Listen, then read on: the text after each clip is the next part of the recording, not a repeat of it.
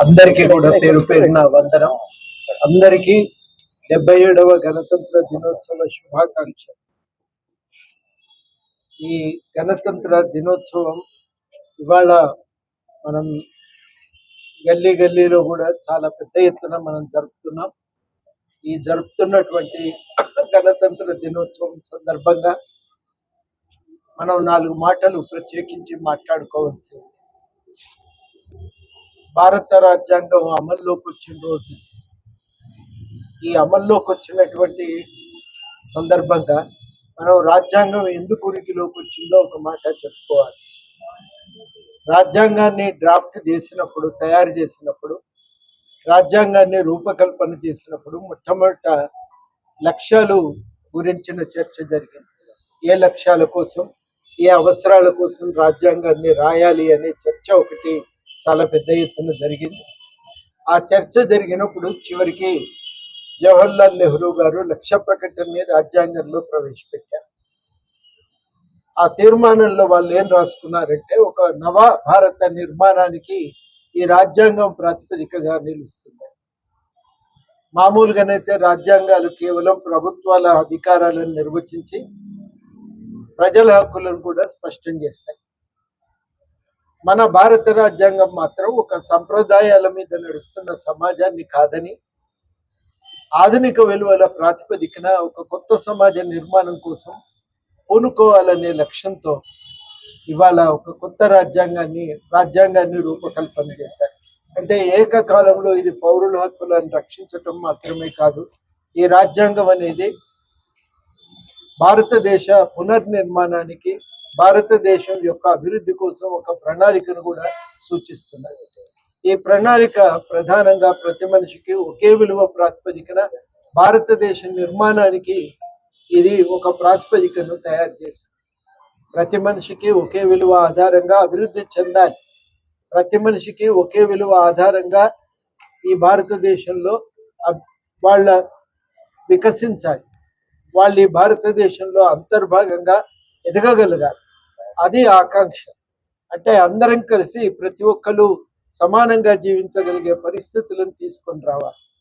ఆ ఆకాంక్ష కోసం ఏర్పడిన భారత రాజ్యాంగం 77 ఏళ్ల తర్వాత ఇవాళ ఒక సమస్య వస్తున్నదంటే, సరళీకరణ వల్ల ఎదిగిన ప్రైవేట్ కంపెనీలకు, ఆ ప్రైవేట్ కంపెనీల అవసరాలను తీర్చడమే ఇవాళ ప్రభుత్వాలు ప్రధానం చేసుకున్నాయి.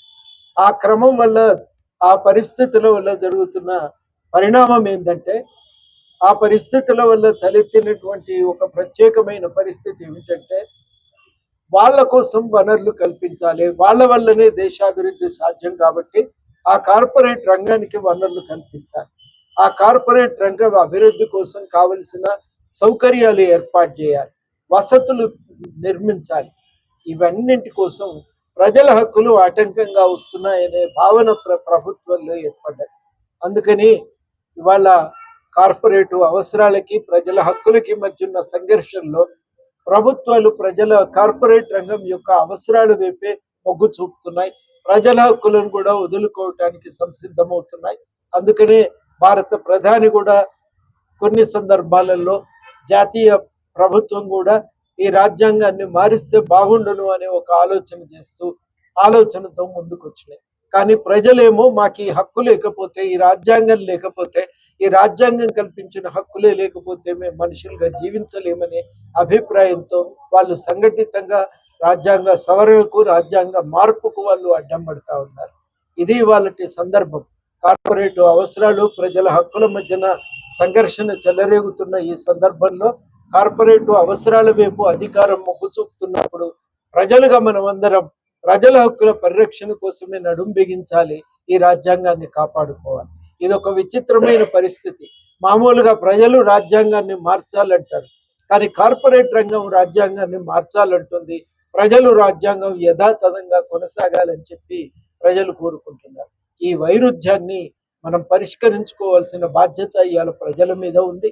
రాజ్యాంగాన్ని కాపాడుకుందాం, రాజ్యాంగ విలువల ప్రాతిపదికన నవ సమాజ నిర్మాణం కోసం పూనుకుందాం.